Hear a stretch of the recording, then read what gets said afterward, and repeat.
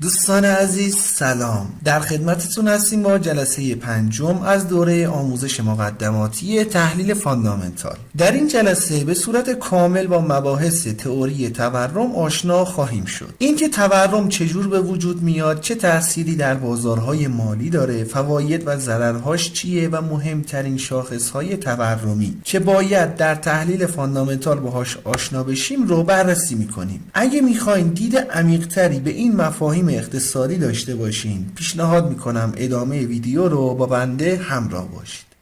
مباحثی که در این ویدیو مطرح میشه بیشتر حالت تئوریک داره و شاید این موارد اصلا در ترید کمک آنچنانی به ما نکنه، ولی در مراحل بعدی که بخوایم شاخصهای مهم تورمی رو مطرح کنیم باید با این مفاهیم به صورت اصولی آشنا باشیم تا زمانی که به دیتاهای تورمی رسیدیم و یه دیتا اومد بتونیم درک درستی از اثری که در بازار میذارن، در تصمیمات بانک مرکزی میذارن و سایر موارد داشته باشیم. بنابراین مواردی که مطرح میشه توجه ویژه‌ای بهش کنید. مفهوم تورم اصلا کلا یعنی چی؟ موضوعی که ما ایرانی ها با تمام وجودمون داریم حسش میکنیم ولی بایستی به صورت اصولی و تئوریک هم یاد بگیریم. تورم به افزایش عمومی قیمت کالا و خدمات در یک بازه زمانی معین گفته میشه که باعث کاهش قدرت خرید پول میشه. بخوام ساده تر مطرحش کنم، وقتی تورم وجود داره برای خرید همون کالا یا خدمات باید پول بیشتری پرداخت کنیم.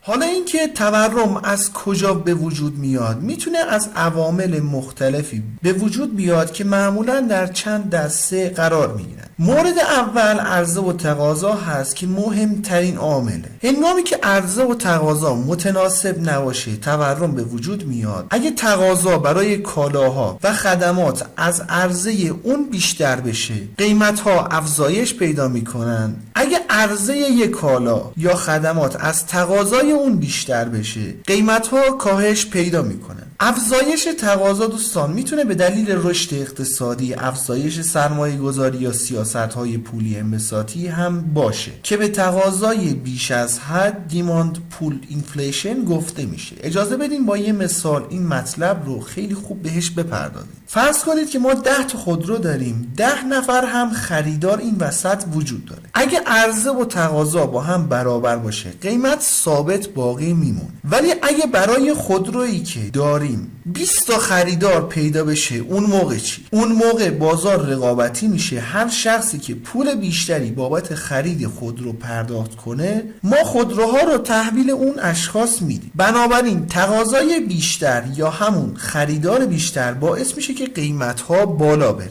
از طرف دیگه کمبود کالا هم میتونه در این مورد تاثیر داشته باشه. فرض بگیرین که خشکسالی بشه و مثلا مواد خوراکی پیدا نشه، عرضه مواد خوراکی کم میشه قیمتش بالا میره. از بعد دیگه هم اتفاق میفته. فرض بگیرین مثلا 10 تا خودرو داشته باشیم و 5 نفر خریدار باشه. اون موقع خودروساز برای اینکه بتونه خودروهاش رو بفروشه باید قیمت‌ها رو پایین بیاره، باید کیفیت کارش رو بالاتر ببره. یا از بعد دیگه بخوایم بررسیش کنیم، فرض بگیرین میوه‌ای مثل پرتقال هنگامی که فصل برداشت میشه عرضه پرتقال بالا میره. اگه به اون اندازه عرضه تقاضای زیادی هم براش وجود نداشته باشه کشاورز برای اینکه بتونه میوهش رو بفروشه مجبور قیمتش رو پایین بیاره. بنابراین بخوایم نتیجه گیری کنیم مهمترین فاکتوری که باعث ایجاد تورم میشه بر هم خوردن عرضه و تقاضا هست. عامل بعدی افزایش هزینه‌های تولید هست که بهش کاست پوش اینفلیشن گفته میشه. وقتی هزینه‌های تولید مثل مواد اولیه، انرژی یا دستمزدها افزایش پیدا میکنه تولید کنندگان مجبورن قیمت‌ها رو افزایش بدن تا این هزینه‌ها رو بتونن جبران کنن.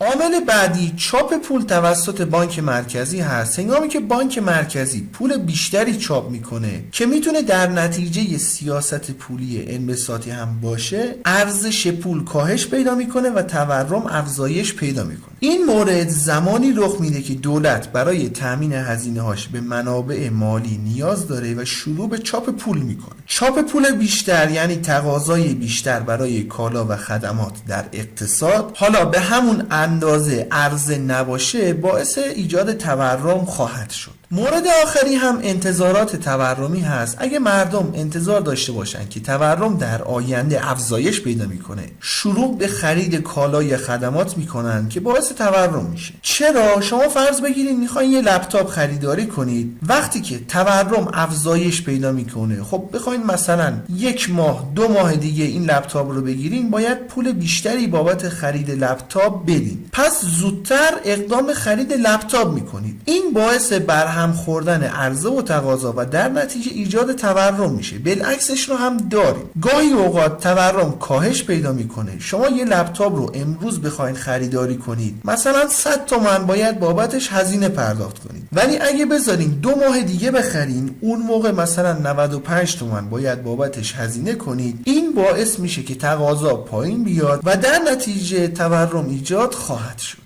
طبقه بندی تورم ها دوستان بر اساس درصد به 4 گروه تقسیم بندی میشه. اولی تورم خزنده یا کریپینگ اینفلیشن بهش گفته میشه که درصد تورم کمتر از 3% در سال هست. تو این گروه یه تورم آرام و تدریجی رو داریم، به عنوان تورم سالم شناخته میشه چون نشونه ای از رشد اقتصادی پایدار هست و معمولاً به کسب و کارها و مصرف کننده آسیب نمیزنه این تورم.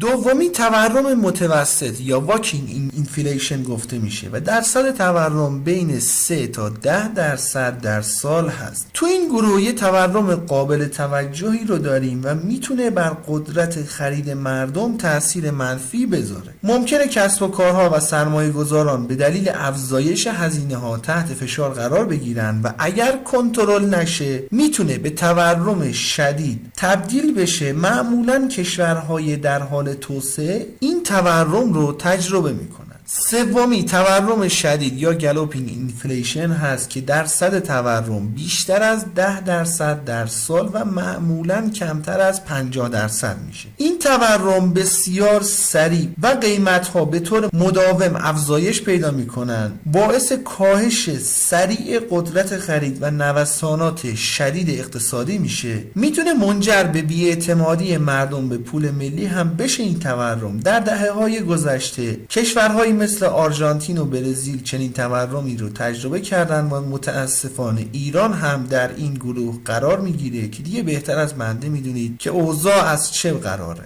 در نهایت بدترین نوع تورم بیش از حد یا هایپر اینفلیشن هست که درصد تورم بیشتر از 50% در ماه هست. دقت کنید دوستان، بیشتر از 50% در ماه نه در سال. در این نوع تورم به صورت انفجاری قیمت‌ها افزایش پیدا میکنه، ارز ملی عملاً بی‌ارزش میشه و مردم به استفاده از ارزهای خارجی یا طلا روی میارن. اقتصاد دچار فروپاشی میشه و سیستم مالی به هم میریزه. به طور مثال آلمان در دهه 1920 ارزش پولش انقدر بی‌ارزش شده بود که مردم برای خرید نان باید یه چرخ دستی پر از پول میآوردن تا یه نون گیرشون بیاد. یا در سالهای اخیر ونزوئلا نمونه مدرن از تورم بیش از حد بوده. تورم شدید یا تورم بیش از حد معمول به دلیل سیاست‌های پولی نامناسب یا جنگ یا بحران‌های اقتصادی به وجود میاد.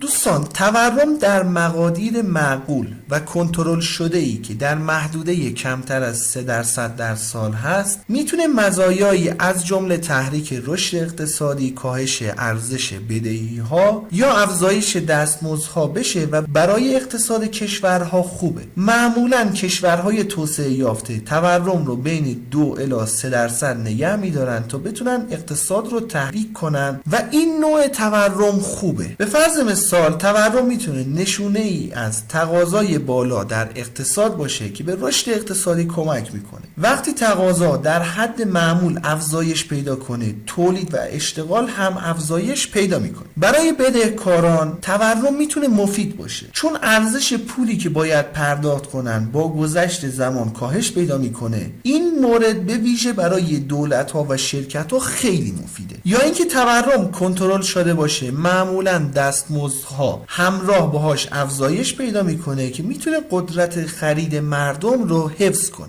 ولی تورم بیش از حد برای اقتصاد مضر هست، چون باعث کاهش ارزش پول ملی و قدرت خرید مردم میشه و مردم نمیتونن همون مقدار کالا یا خدمات رو با پول خودشون خریداری کنن. تورم بالا باعث عدم اطمینان در بازار میشه. این میتونه باعث کاهش سرمایه گذاری و تصمیمات اشتباه در سطح شخصی یا شرکتی بشه. در شرایط تورم بالا قیمت‌ها خیلی سریع تغییر میکنن که این باعث نوسانات شدید در بازارهای مالی و کاهش اعتماد سرمایه گذاران میشه. حالا بهتر متوجه میشین که چرا کشورهای توسعه یافته یه مقدار تورم کنترل شده دارن و فوایدش چیه. تورم منفی رو هم دوستان داریم. تورم منفی به معنی کاهش عمومی قیمت ها هست. ضررهایی که در تورم منفی داریم اینه که مصرف کننده برای خرید خودش ترجیح میده تا خریدش رو عقب بندازه، چون انتظار داره قیمت ها باز کاهش پیدا کنن. این باعث کاهش تقاضا و در نتیجه کاهش تولید و فعالیت های اقتصادی میشه. در تورم منفی ارزش پول ملی افزایش پیدا میکنه ولی بدهی ها ثابت باقی میمونن. این مورد بار سنگینی بر دوش بدهکاران از جمله دولت ها و شرکت ها میذاره. در نهایت تورم منفی باعث میشه که کسب و کارها و سرمایه گذاران به دلیل پیشبینی کاهش قیمت ها سرمایه گذاری رو متوقف کنن که این مورد به رکود اقتصادی منجر خواهد شد. تورم دوستان تأثیرات مختلفی بر بازارهای مالی داره. در بازار سهام میتونه بر سودآوری شرکت ها تأثیر بذاره. افزایش هزینه ها ممکنه حاشیه سود شرکت ها رو کاهش بده. در بازار اوراق قرضه افزایش تورم باعث کاهش ارزش اوراق قرضه میشه، چون نرخ بهره واقعی کاهش پیدا میکنه. در بازار ارز کشورهایی که تورم بالایی دارن معمولا ارز ضعیفتری هم دارن، چون ارزش پول ملی اونها نسبت به ارزهای دیگه کاهش پیدا میکنه. و در کالاها و طلا تورم باعث افزایش قیمت کالا و طلا میشه، چون سرمایه گذاران به دنبال دارایی های امن برای حفظ سرمایه خودشون هستن و به این سمت سوق داده میشن. حالا تورم چطور میتونه در تحلیل فاندامنتال بهمون کمک کنه؟ برای استفاده از تورم در تحلیل فاندامنتال باید به این نکات توجه داشته باشیم. اول داده های اقتصادی هست که در ادامه ویدیو بیشتر دربارش توضیح میدم. دومی در سیاست های بانک مرکزی هست. اکثر تصمیمات بانک مرکزی درباره نرخ بهره و سیاست های پولی معمولاً واکنشی به تغییرات تورم هست، یعنی با ابزارهایی که در اختیار دارن انقدر کار میکنن روش تا بتونن تورم رو کنترل کنن. در نهایت یکی از مهمترین فاکتورهایی که در روندهای بازار تاثیر داره تورم هست. درباره روندهای بازار انشالله بعداً به صورت مفصل دربارش توضیحاتی رو خواهیم داد. در باب سخن پایانی شاخص‌های تورمی دوستان این مواردی هست که اینجا ذکر شده و برای اندازه‌گیری تورم از این شاخص‌ها استفاده میشه. انشالله در ادامه جلسات به صورت کاملا تخصصی به همشون میپردازیم، اثرشون رو در بازار بررسی میکنیم. ولی سه شاخص اولی یعنی CPI، PPI و PCE مهمترین شاخص‌های تورمی هستند که بیشترین تأثیر رو در اندازه‌گیری تورم دارند. تورم دوستان بسته جامعی از این شاخص ها هست. متاسفانه در یکی از محتواهای فارسی مشاهده کردم که از CPI به عنوان شاخص اصلی تورم نام بردن و کاملا اشتباهه. بسته تورمی شامل تمامی این شاخص ها میشه که مهمترینشون به ترتیب CPI، PPI و PCE هست. اهمیت CPI نسبت به بقیه بیشتره، ولی اینکه ریت تورم رو این شاخص نشون میده کاملا اشتباهه. شاخص های دیگه ای مثل هزینه استخدام یا بهش هزینه اشتغال هم گفته میشه، شاخص های انتظارات تورمی یا شاخص انتظارات تورمی دانشگاه میشیگان شاخص هایی هستن که انشالله به همشون خواهیم پرداخت. درسته در ترید بیشترین تاثیر رو این شاخص ها دارن و شاید مباحث تئوری به درد نمیخوره، ولی در درک شاخص ها، در پیشبینی نرخ بهره یا سیاست های پولی بانک های مرکزی، تئوری های تورم رو اگه بلد نباشین مثل اون بنده خدا میشین که کل تورم رو در یک شاخصی مثل CPI خلاصه میکن، در صورتی که چنین نیست. انشالله که براتون مفید باشه. رو قله میبینمت دوست من.